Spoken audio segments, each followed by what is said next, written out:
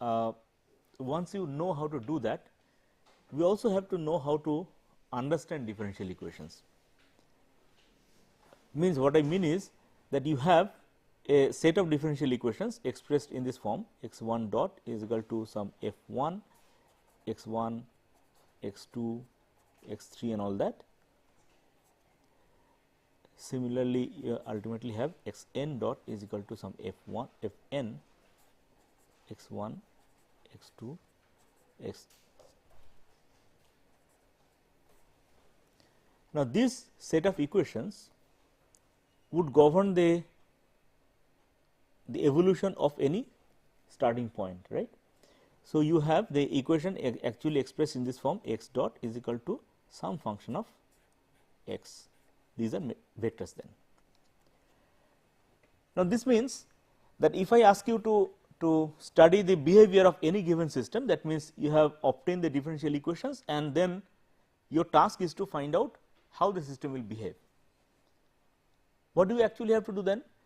Then start from an initial condition and then evolve it, see the behavior, then that particular behavior is only pertaining to that particular initial condition. If you then change the initial condition, there is no reason to believe that it will behave the same way. Then the whole problem becomes enormously big, because in that case you will have to start from infinitely many different initial conditions, see their evolutions by the method that you have learned, and then after having done all that, after having an infinite number of graphs before on your table, then you say, okay, this is what is going to happen. That is, the task of studying the behavior of any system then becomes enormously complicated. A relatively easier task might be to have a qualitative idea about what this system can do, what are the different types of behavior that are possible for the system. And in order to do that, and in order to understand that, that means somewhat qualitatively, exactly where it will go you will have to solve it, but if you want to qualitatively understand that these are the possible behaviors by the system, then we will not go by this numerical routine route, rather we will try to understand the differential equations. What do you mean by that?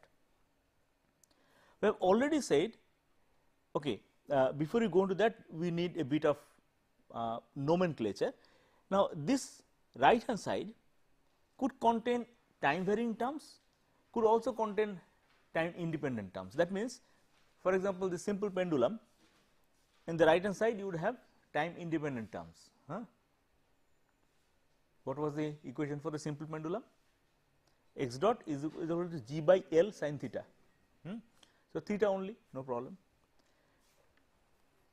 If you have the point of support oscillated somewhat externally, then that would introduce some externally impressed function in the right hand side, which would be dependent on time. So, whenever you have the right hand side f x independent of time,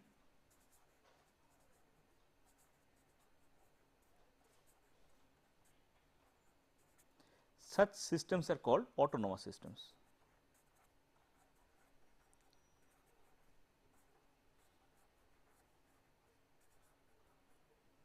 And where f x dependent on time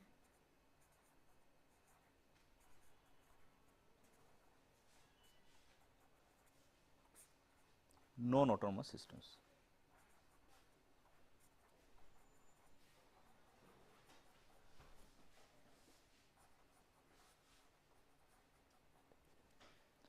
So, whenever we will refer to these two terms, you should understand what it means physically. It means that this f x right hand side is in one case independent of time, the other case dependent on time. And physically, if there is a circuit in which there is a sinusoidal forcing function, that would be a non-autonomous system. If there is a circuit in which there is a DC supply, then it would be autonomous system, because that is independent of time. But if you switch on and off that DC supply, then it would again become a non-autonomous system, because that will become a independently externally applied time variation. So, if you have this system description, then how do we proceed with it? First, I said in the last class that if you have, say, let me do it in 2D, so that I can explain it by drawing things on this sheet, but you can easily in concept extend it to higher dimensions. So, your 2-dimensional system equations were x 1 dot is equal to some f 1 x 1 x 2 and x 2 dot was equal to f 2 x 1 x 2. So, we will try to understand this. We have already said that these equations immediately define a vector at every position of the state space, which means that if you have the state space drawn, which means the state variables are the axis, then every point will have a vector.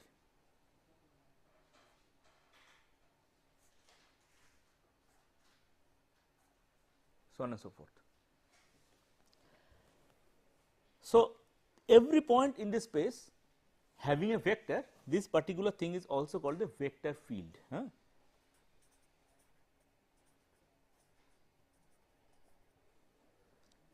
So, the vector field, the term vector field would mean that a space in which every point has a vector associated with it. Now, it is not difficult to see that all that this system can do would depend on the nature of the vector field. So, in which direction does the solution lead will be given by the vector field, and naturally everything that the system can do will be given by the vector field. So, instead of starting from all possible initial conditions and trying to work out the evolution by numerical means, if we simply look at the vector field, it will give a better idea. Okay. So, one of the things that you would need to understand or do would be to draw the vector field. Now, most of the modern higher level computer languages offer the facility of drawing the vector field. MATLAB has this facility, Maple has this facility, Mathematica has this facility. So, learn how to draw the vector field for a given system, 2D system. In 3D, you will not be able to draw. So, it is better to understand in 2D, and then in 3D, you would imagine that this 3D is a state space x, y, z, and then every point then will have a vector, a 3D vector, and then the state will evolve depending on the vector field, but obviously we will not be able to draw that because that will become a projection, and if you draw the projection it will lose some of the properties. What properties I will come to. One of the properties is easy to see, that at one point the vector is unique, you cannot have this type. Why? Because the right hand side is unique. For every point you will get a specific value here, a specific value here, meaning that this vector is unique, which means that this vector this thing cannot intersect. You can also draw lines going through, means if you have vectors going like this, starting from any initial condition you can also draw lines going through like this. You can see if you have a line going through like this, and from another initial condition if you have a line going through like that, so you have the vectors like this, it is not possible for them to intersect, right. Why? Because at this point then the vector would be two different directions, that is not possible, that is not allowed. So, the vector field lines cannot cross. So, these are some very qualitative character properties of this vector field that imposes some restriction on what it can do.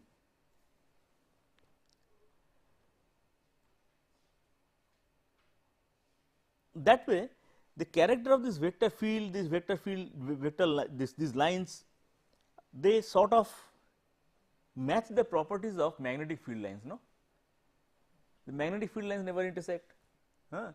So, magnetic field, so more or less they have the same kind of property, but yes, magnetic field lines do intersect, right? Where? At the poles. So, will there be something like this here? Yes, they can intersect at the points where the vector is 0, then it does not lead to any contradiction, right. So, where would the vector be 0? The equilibrium points. So, the equilibrium point is where suppose I have a space x 1 and x 2, and here is the equilibrium point. What is the property of that equilibrium point? It is that if I start it here, it will always remain here, it will not move, which means you have x dot is equal to some function of x 1, x 2 and x 2 dot is equal to some other function of x 1, x 2. It means that it does not move, means x 1 dot is 0, simply x 2 dot is 0, which means at the equilibrium point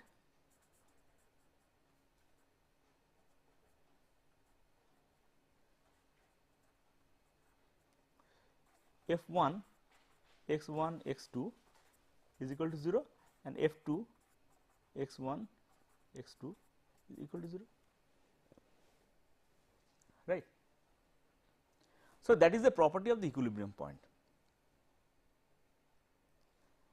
So, let us just do an exercise to find out, to practice this, how to locate the equilibrium point.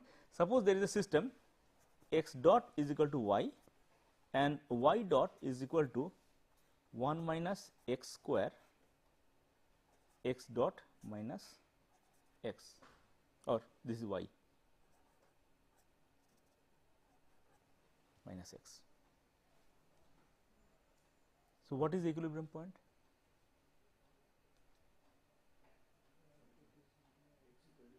Well, this term being put equal to 0, we will say y is equal to 0, and if y is equal to 0, x is also 0.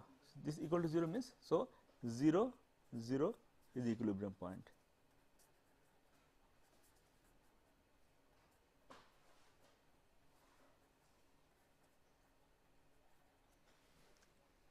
Okay. So, the point is that if you have a state space like this, normally this point, any point is given by a vector, the state vector. So, when I say x 1 x 2, when I say x 1 x 2, it is algebraically a vector, geometrically also it is a vector. So, this similarity between algebraically writing it as a vector x 1 x 2 and geometrically seeing it as a vector with an arrow, it should be clear that there is a one to one correspondence between the two. And then this x 1 x 2 point, this particular point will be an equilibrium point when this is satisfied. If the equilibrium point, it is an equilibrium point, then it does not move. Okay. So, that should be understood. But it does not move does not immediately mean that in physical system it will not move. For example, if I have this one standing like this, if it is exactly vertical, it will not move, right. But will that carry much sense engineering wise? No, because slight perturbation will make it fall. So, even though that is an equilibrium point, it is an unstable equilibrium point. So, we need to understand whether the equilibrium point is stable or unstable, right. So, in order to do that, we need to understand the behavior around the equilibrium points. What do you mean by behavior around the equilibrium points? See, normally you will have a vector here, something else happens elsewhere, but here supposing there is a behavior something like this. So, you know that this fellow is going to be stable, but that stability can be understood by considering only a small neighborhood of that equilibrium point. So, I do not need to consider the things elsewhere. Now, even when an equation is nonlinear like this, I can get away with studying only the neighborhood at which it will be approximately linear, or it can be approximated by a linear equation. So, how to do that? How do you linearize a nonlinear function? This side is nonlinear, I can see that, and how do you linearize a nonlinear function? Now, if you have a function something like this, say x and f x, and say something like this. It is a non-linear function. How do you linearize? Suppose I wanted to linearize at this point. How do you linearize? You simply draw the tangent. So, you draw the tangent and say that this tangent represents my linear approximation around this point. That is what you say. Now, what is this tangent? The tangent is nothing but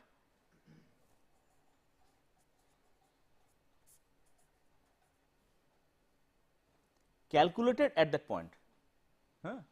Say if this value is say x naught, then calculated at x naught. That is what you do. Fine. When you want to linearize a function, you do exactly like that. Now, if you have a function like this in 2D, then how do you visualize that? It is for example, you imagine only this y dot is a function of x and y. So, you have something like this, you have x, y, and x dot is some kind of a surface here. Imagine it will be some kind of a surface, some surface. And suppose now you want to locally linearize at this point, what you will do? The local linearization of a surface will be a plane. The plane will have two inclinations, one this way along the x direction, another along the y direction. So, that will suffice in defining a plane at this point. That is exactly what we do. So, in defining the y dot, you will have two such values. One, how does it vary with x and how does it vary with y. Similarly, for x dot, you will have two similar values, clear. So, you will have actually the thing given by okay, there is another issue here, that is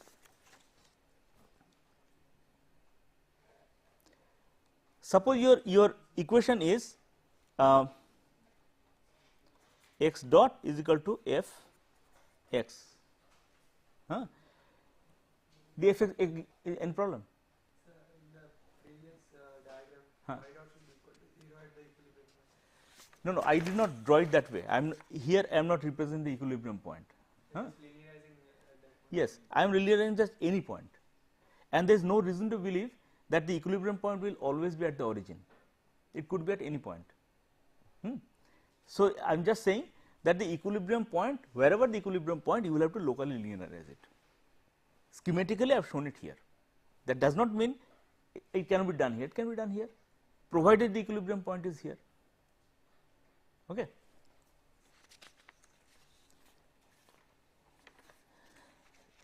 Now, suppose this was the original function and I want to locally linearize it here.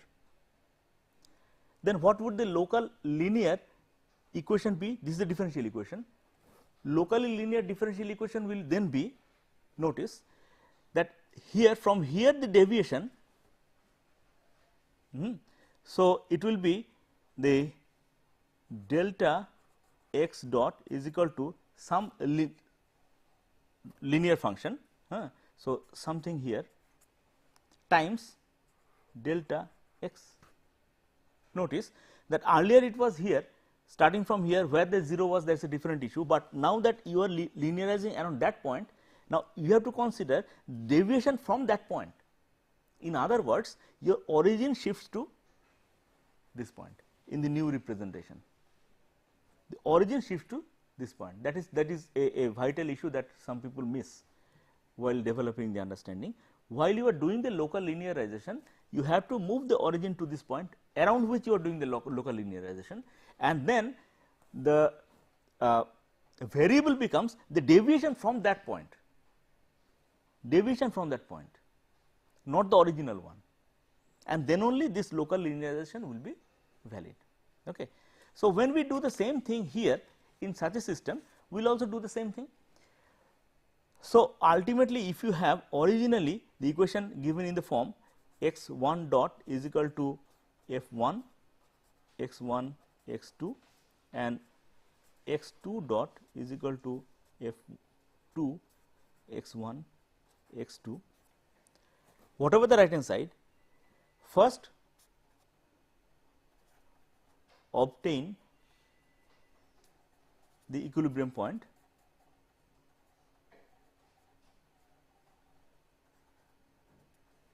there is no reason to believe that always for whatever value of this f1 f2 are, it will always be at the origin, it could be some other place also. Imagine if here x dot is equal to this x minus y minus 3, then itself it becomes a different position, right. So, you have to first obtain the equilibrium point and then this particular thing, then we will have to write it as delta x1 dot delta x2 dot is equal to something times delta x1 delta x2, where these deltas are the deviation from the equilibrium point that you have found. Now, what is this? This has to tell how does f1 vary with x1, that is what we did. How does f1, suppose you are approximating by some kind of a plane here, how does f1 vary with x at this point, how does f1 vary with y at this point, similarly for the other, then this effectively becomes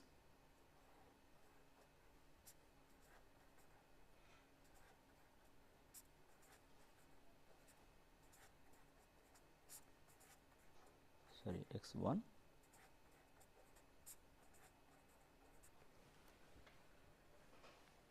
fine.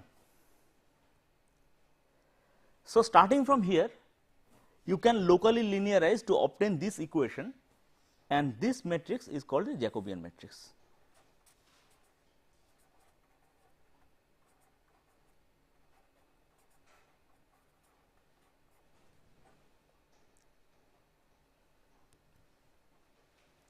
Fine.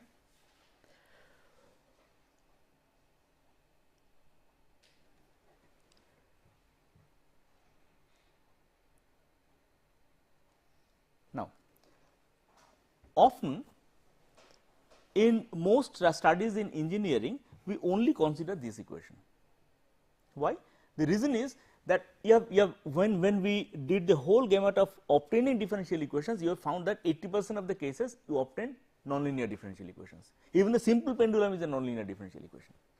But then we mostly study this kind of equations because most engineering systems are designed to operate at an equilibrium point, and the deviations from the equilibrium point are generally small.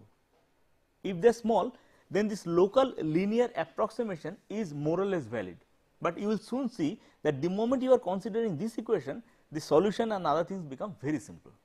That is why most of the engineering studies you will find that we consider mostly this equation, but you have to understand that this equation is actually a local linearization around an equilibrium point, but the system was actually nonlinear. Clear? Why is that understanding important? Because you will be able to understand with the help of this only when the deviations from the equilibrium point are small. If they are large, you will not be able to. But once you are locked to this understanding that the system is this, then you never understand what is going to happen if the deviations are relatively large. That is why it is necessary to understand this as an approximation from a physical system whose representation is really nonlinear, but we have simplified it by considering the behavior around an equilibrium point. Clear? So, we have obtained this.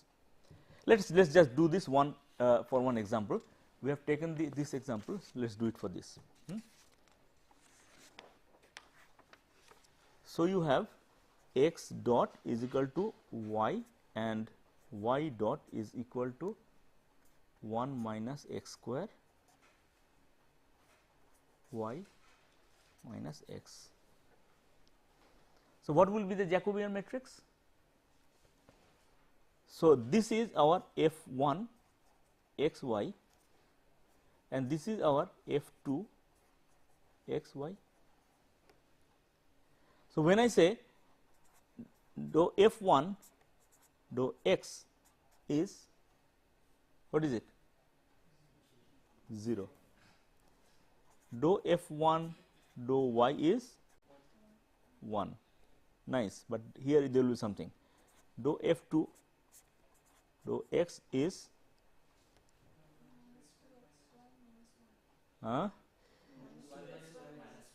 minus twice x y minus 1 and dou f 2 dou y is. So, your Jacobian matrix essentially becomes 0 1 minus twice x y minus 1 and 1 minus x square. But then this will make sense only when evaluated at the equilibrium point, and the equilibrium point we have already understood it is 0 0. So, if you put the 0 0 value here, you get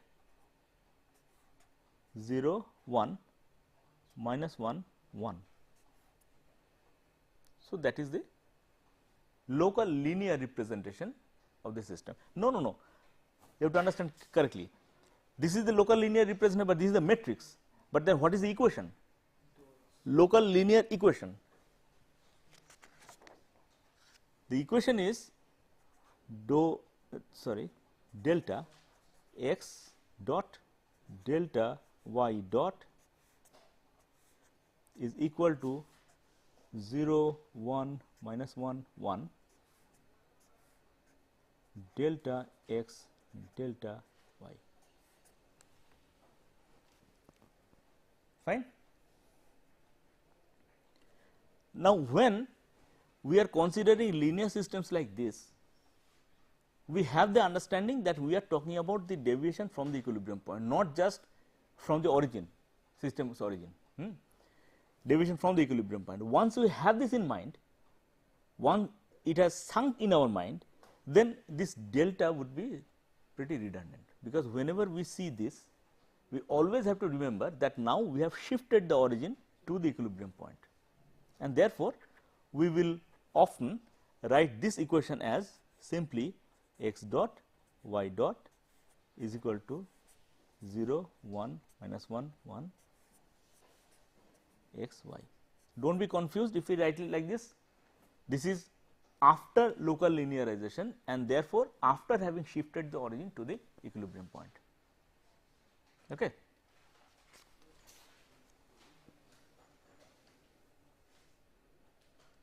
Now, this equation is normally would be written as this is the x vector, capital X dot is equal to, this matrix would be written as the A matrix times the x vector. But so far in this we have not considered the forcing function.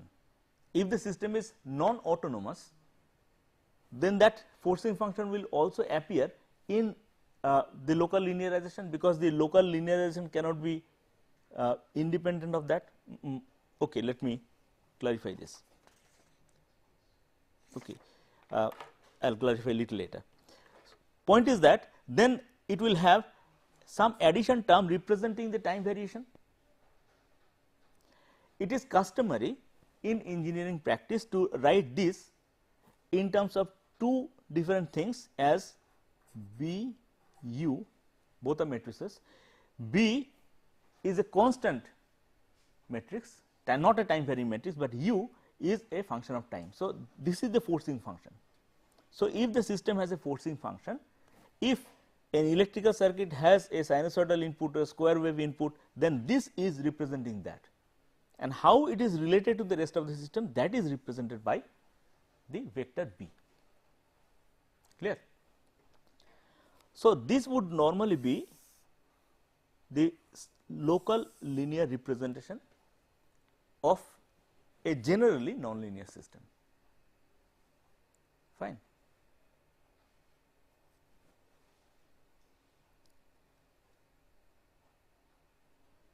So, now instead of trying to understand the whole thing, let us try to start piecemeal.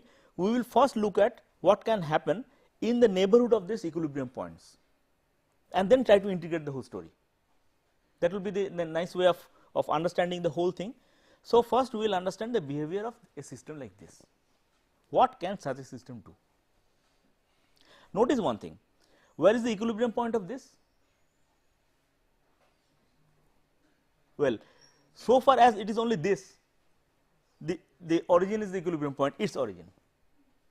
But the moment you have this, no longer, because equilibrium point has to be obtained by making this 0, and immediately you can see that x will be dependent on the time varying term. So, if there is a sinusoidal input, for example, what does it physically mean? The equilibrium point moves in the space. So, you can imagine this way, that the equilibrium point is moving in the space and the actual state is trying to follow it, because it is trying to converge onto the equilibrium point. While it does try to, the equilibrium point itself moves. So, the equilibrium point goes on moving in the state space and the actual state is trying to follow it, and that will give its dynamics. But whether or not it will try to follow or will try to go away depends on the stability of that equilibrium point. Okay. So, in order to study the stability of the equilibrium point, we need to take this away. We need to keep this wandering of this equilibrium point out of our purview, keep it static and then understand what its behavior will be. Is it understood? So, we will break up this problem. First, we have broken up the problem into, normally there will be the state space with all sorts of behavior in all sorts of places, different vectors, but in the neighborhood of equilibrium points there would be a specific type of behavior given by this A matrix, which we will try to understand first. And then we will argue that if the deviation from the equilibrium point is small, then its behavior will be given by this local linear representation. We will understand that, and then we will try to understand what happens if the excursions are larger. If the deviations are larger, then it goes into the nonlinear region, and then we will try to understand that. But while we try to understand this local behavior, then also we will first keep out of our purview what happens if this equilibrium point itself wanders. So, we will consider only the local linear representation without that BU term. Simple. A dot is equal to AX. What can it do? Fine. So, we are progressing in a specific way. What can it do? Let us start from the one dimensional case. In a one dimensional case, x dot is equal to AX will be written as x dot is equal to AX one dimension. What will be the solution of this equation? What will be the solution of this equation? This equation can be easily, the variables can be separated, so you can easily integrate, it is very trivial. So, how do you separate the variables? This is dx dt is equal to Ax. So, it is 1 by x dx is equal to A dt integrated over well, started from some starting point to some ending point. So, from some initial condition to some final condition. So, starting from says x 0 to x at t, 1 by x dx is equal to starting from t 0 to t A dt. Not t 0, let it be 0 to t, initial condition can be 0. This integration is rather trivial, so write it. This is log x ln x. So, ln x evaluated at x naught to x t is equal to, this is a times t, t minus 0. So, a times t. So, this gives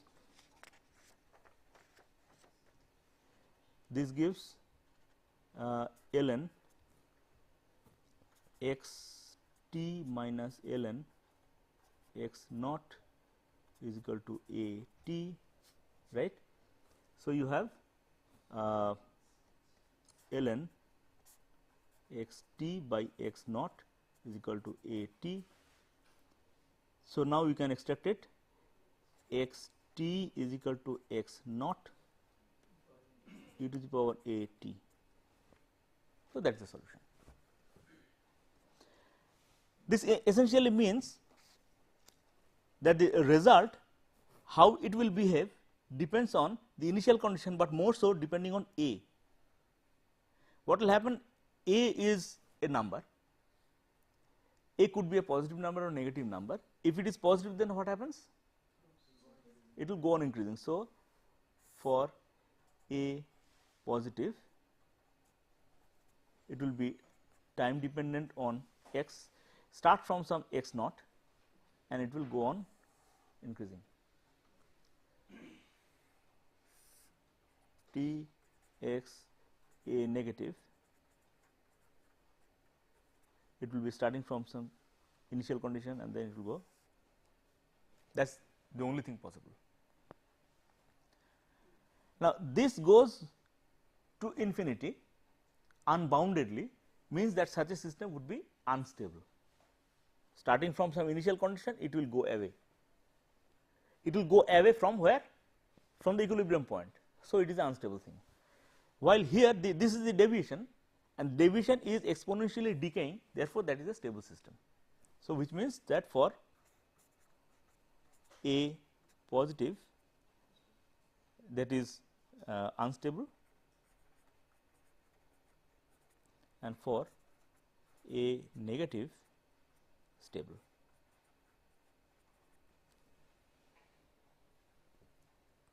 Okay. This is as yet rather trivial, but we need to understand this because that is what will be extrapolated in higher dimensions. How to do it in higher dimensions? In say 2D, consider a 2D system.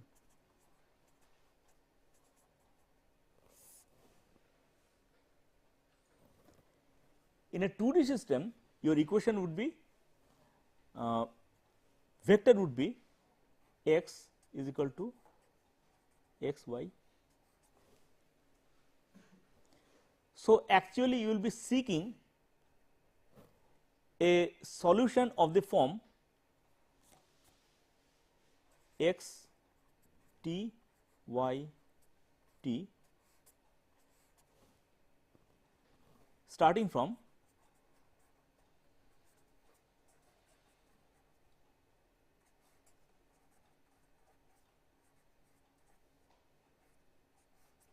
that is what you are seeking. The way you are seeking here this as the x as a function of t, here you are seeking this value. Now, probably you have come across the theorem while you were studying maths, that there exists a theorem that if you can somehow, how we will worry about later, if you can somehow identify two solutions in a 2D system, if you can somehow identify two solutions, then any given solution starting from any initial condition will be a linear combination of these two solutions. It is a theorem discovered pretty long back. So, I am not going into the proof of the theorem, but let us talk about the application of the theorem. So, if we have found somehow two solutions in some convenient way, then we have any given solution as x is equal to linear combination means C1 x1 t plus C2 x2 t, y is equal to C1 y1 t plus C2 y2 So, x1 y1 t is one solution. How we have obtained it, we will come to that later. So, supposing we have obtained this and this somehow, then any given solution will be dependent on this. Now, what determines the C1 and C2 is the initial condition. So, initial condition will determine the C1 and C2, and somehow we have to obtain this. So, the crux of the solution then in 2D depends on how to obtain this. How to obtain this? Well, there is a condition. Do you remember the condition? The condition is that these have to be linearly independent solutions, x1 and x2, not just any solution, linearly independent solution, because you can obtain this only if the determinant x1, x2, y1, y2, this determinant is non-zero. So, you have this condition imposed that these two are linearly independent solutions. What do you mean by linearly independent? Physically, what does it mean? Yeah, you cannot multiply a constant to this to obtain this. If you can obtain, then it is a linearly dependent. If you cannot obtain, then it is a linearly independent, as simple as that. So, you need to obtain two linearly independent solutions. That is crux of the matter. How to obtain this linearly independent solution?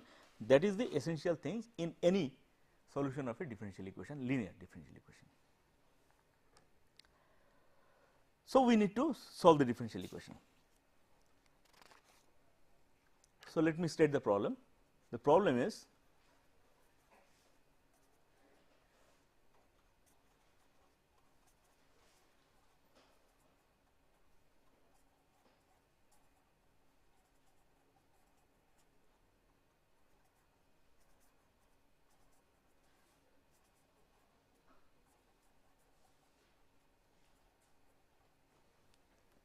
how to obtain two linearly independent solutions. Now, what is our equation? Our equation is this, except this. So, x dot is equal to a x, where the x dot is a vector x dot y dot and the capital X is x y. Now, notice what is it doing? Here is a vector. So, here is a vector on which you have operated the matrix X to obtain this. This is also vector. Vector geometrically is a vector X on which you have operated by the matrix A to obtain this another vector, say like this.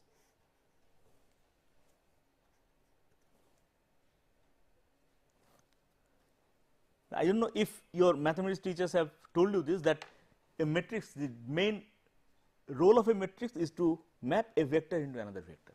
That is it. Often we do it and do everything very algebraically, but geometric conceptions are better, that a matrix is primary function is to map a vector into a vector. If the matrix is a non-symmetric matrix, then the vector from which it maps into another vector, they have different dimensions. While if it is symmetric matrix, as it will be in this case, square matrix, then it will be not a symmetric, a square matrix, then this is the source and this is the result. The source and the result will have the same dimension, but the point is that it maps a vector into a vector.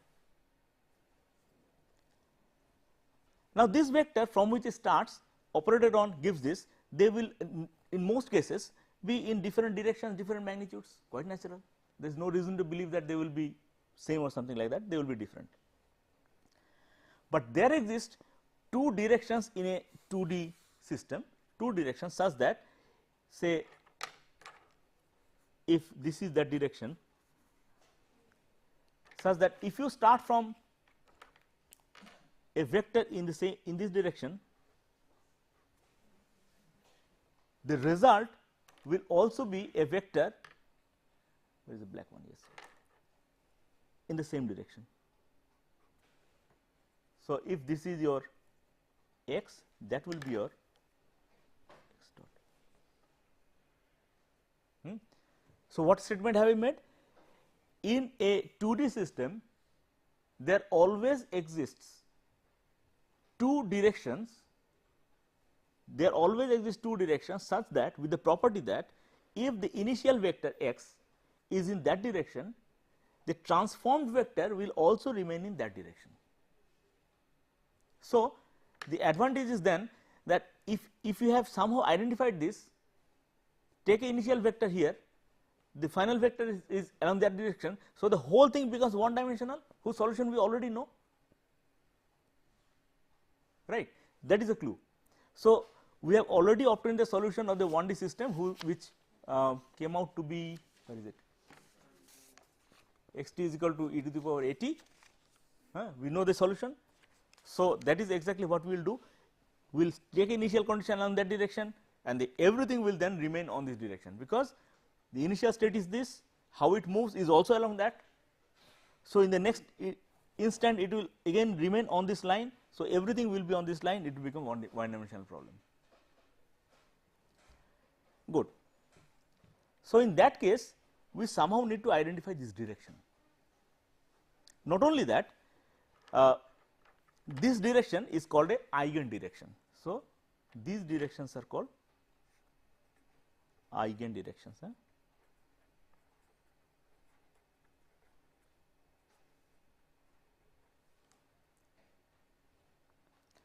And any vector along an eigen direction is an eigenvector.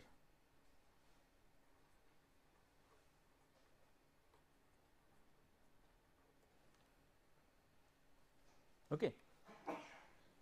Not only that, here you have a vector x vector on which A has been applied, A has operated on this x vector to obtain this. So, this will be some, since it is the same direction, this will be nothing but a number multiplied by x. That means, this number if it is small, then it will be squeezed, if it is long it will be enlarged, but whatever it is, if it is in the same direction we can say that it is just a number multiplied by x, and that number is called the eigenvalue. So, we will be able to write from here x dot is equal to a x, which means A operated on x will be nothing but a number lambda times x. Fine. This lambda is the eigenvalue.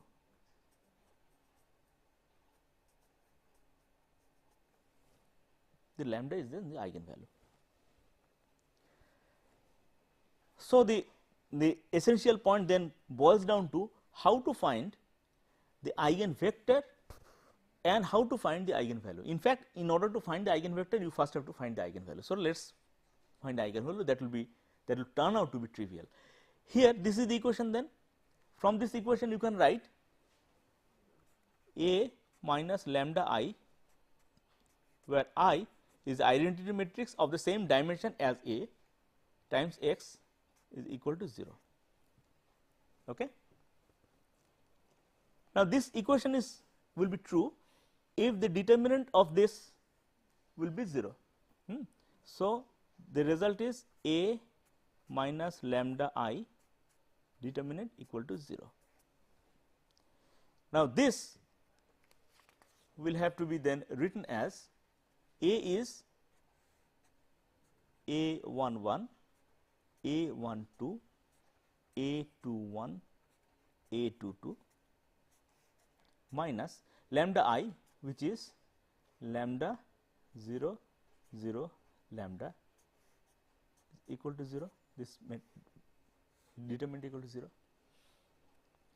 which is nothing but determinant of A11 minus lambda, A12, A21, A22 minus lambda equal to 0.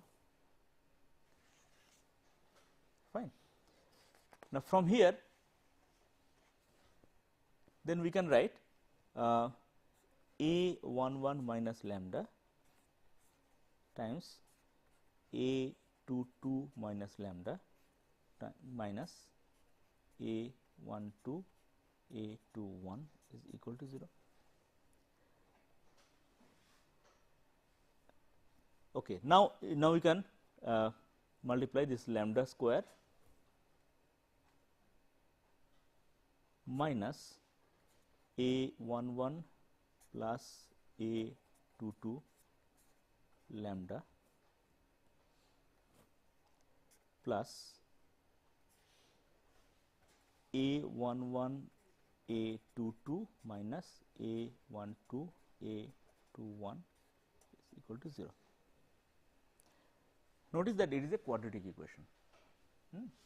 This is called the characteristic equation. So, this is the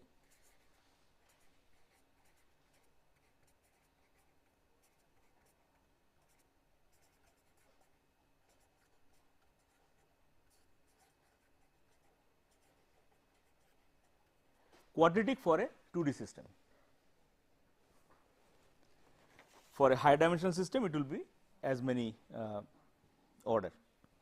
Good. So, a quadratic system we know always that it has two solutions. So, there will always be two eigenvalues. There will always be two eigenvalues. So, you can identify, no? Let us see, let us just do one problem. Suppose your A matrix is minus 1, minus 2, 1, 1, minus 2. Then what are the eigenvalues?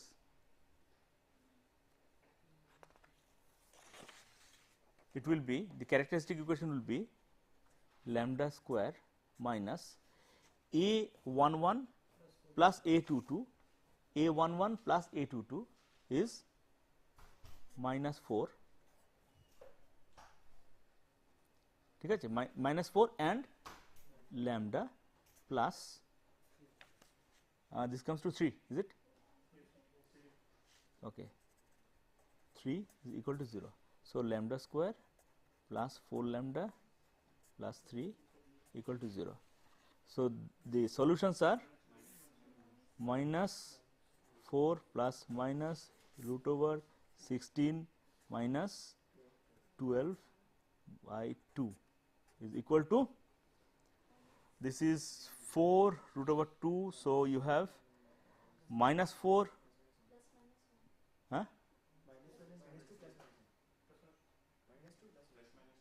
goodness, how can all of you say different things to this problem? See, there is by 2.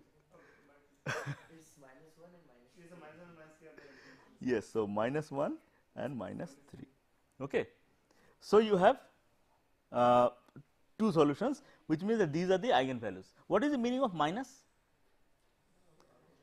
It means, yes, it means that if you have the original vector like this, the transform vector will be in the opposite direction, but in the same along the same line, that is all. So, that is the meaning of the term minus. Okay. And it is also easy to see that if it is minus, then if the initial deviation is this, in the next instant it will move in opposite direction, it will come closer. At this point it will again be along that direction, it will come closer. So, it will slowly home onto that equilibrium point. We will look at it later. So, this is the way to obtain the eigen values. And how to obtain the eigen vectors? That is simple. We have A x is equal to lambda x, that is where we started. So, you will have to say A minus lambda I x is equal to 0, right. Now, you can expand it and write it. This will be, we have already done that, A, where is it, 1 1 minus lambda A 1 2 A 2 1 A 2 2 minus lambda times x y is equal to 0. So, this gives two equations. One is a11 minus lambda x plus a12 y equal to 0, and the other one is a21 x plus a22 minus lambda y equal to 0. There are two equations. They should be, yes, there is a point, there is a crux. There are two equations, and you might say that okay, now let's solve it.